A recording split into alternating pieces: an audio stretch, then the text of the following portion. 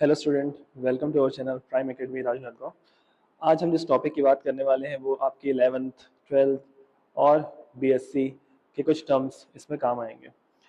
तो पहला टर्म है आपके पास रिलेशन। ठीक है, इस चैप्टर का नाम है रिलेशन एंड फंक्शन। उसमें हम लोग जो टॉपिक देखने वाले हैं वो है रिलेशन। इस रिलेशन के अंतर्गत हमें कुछ टर्म्स को ध्यान रखना होगा। जैसे हम बात करते हैं ऑर्डर्ड पेयर की। ऑर्डर्ड पेयर, जैसा कि आप नाम से जान रहे हैं, कि एक ऐसा पेयर जिसमें किसी ऑर्डर को मेंटेन किया जा रहा हो। हम बात कर रहे हैं सेट्स की। ठीक है, सेट को पढ़ने के बाद हम जो है इस रिलेशन की बात करते हैं। तो ऑर्डर्ड पेयर में जो भी एलिमेंट्स हमारे पास होते हैं वो जनरली सेट के ही एलिमेंट्स होते हैं। जैसे हम एक पेयर लिखें ए और बी के फॉर्म पे, और ये बिलोंग करते हैं ए क्रॉस बी के फॉर्म पे। अब यहाँ पर ए क्रॉस बी को क्या है अपन समझेंगे। ठीक है, उसके पहले हम ये जानेंगे कि जो सिंगल फर्स्ट पेयर का जो फर्स्ट एलिमेंट है वो फर्स्ट सेट को इंडिकेट करता है, एंड सेकंड एलिमेंट जो होता है वो सेकंड सेट का एलिमेंट होता है। ठीक है, तो हम इस ऑर्डर पेयर को इस तरीके से मेंशन कर सकते हैं कि ए बी। तो इसको पढ़ते कैसे हैं, order pair of a b के फॉर्म पे। बात करते हैं डेफिनेशन की। तो डेफिनेशन पे हम इस डेफिनेशन पर इन दो चीज को ज्यादा फोकस करते हैं कि कौन सा जो है वो फर्स्ट कोऑर्डिनेट को क्या बोलते हैं और सेकंड कोऑर्डिनेट को क्या बोलते हैं। फर्स्ट नंबर जो ए है उसको हम लोग बोलते हैं फर्स्ट कोऑर्डिनेट, और सेकंड नंबर बी को हम लोग बोलते हैं सेकंड कोऑर्डिनेट के नाम से जानते हैं। एग्जाम्पल के फॉर्म पे हम बहुत सारी कंडीशंस को मेंशन कर सकते हैं, कोई दिक्कत नहीं है।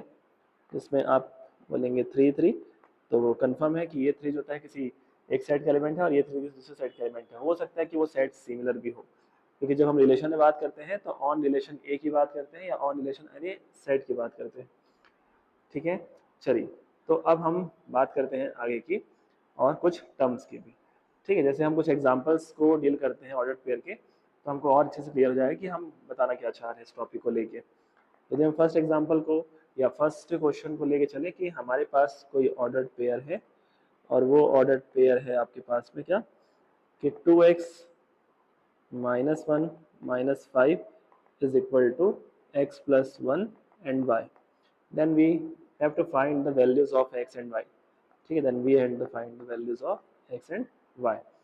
ठीक है, इसको सॉल्व करने का सबसे बेसिक तरीका हमारे पास में यही है कि हम जो ऑर्डर्ड पेयर दिए हैं उसको पहले इक्वेशन के फॉर्म पे डिफाइन कर लें, सॉरी इक्वल के फॉर्म पे डिफाइन करके रखें, जो यहाँ गिवन है हमें क्वेश्चन के फॉर्म पे। हम जानते हैं कि फर्स्ट कोऑर्डिनेट के इक्वल होता है, सेकंड कोऑर्डिनेट के इक्वल होता है जब दो ऑर्डर्ड पेयर आपस में क्या हो, सेम हो। तो इससे हमको ये बिल्कुल स्पष्ट हो रहा है कि 2x minus 1 is equal to x plus 1 and minus 5 is equal to y. Therefore कि अब यहाँ पर से इसको सॉल्व करेंगे 2x minus x is equal to 1 plus 1, तो 2x minus x it means x हो जाएगा और 1 plus 1 मतलब कितना हो जाएगा, 2 हो जाएगा। बात करते हैं यहाँ पर, तो y की वैल्यू कितनी हो जाएगी, -5 हो जाएगी। और हमें x और y की वैल्यू फाइंड करनी थी, तो हमने ऑर्डर्ड पेयर को लेकर ऑर्डर्ड पेयर को इक्वल करके हमने यहाँ पर x और वैल्यू की फाइंड किया। ऐसे क्वेश्चंस सिंगल नंबर पे आने के चांसेस होते हैं। ठीक है, तो आप इसको ध्यान रखेंगे। ठीक है, चलिए और कुछ क्वेश्चंस देख लेते हैं इसके करस्पॉन्डिंग। तो हमारे पास एक क्वेश्चन है जैसे x minus 3 y is equal to 0 2y plus 1। यहाँ पर भी हमें x एंड y की वैल्यू ही फाइंड करनी है।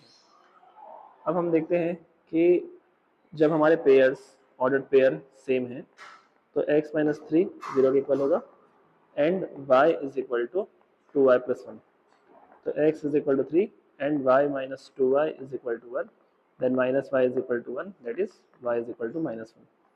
तो यहाँ पे x की वैल्यू 3 एंड y की वैल्यू क्या मिल रही है, -1 मिल रही है।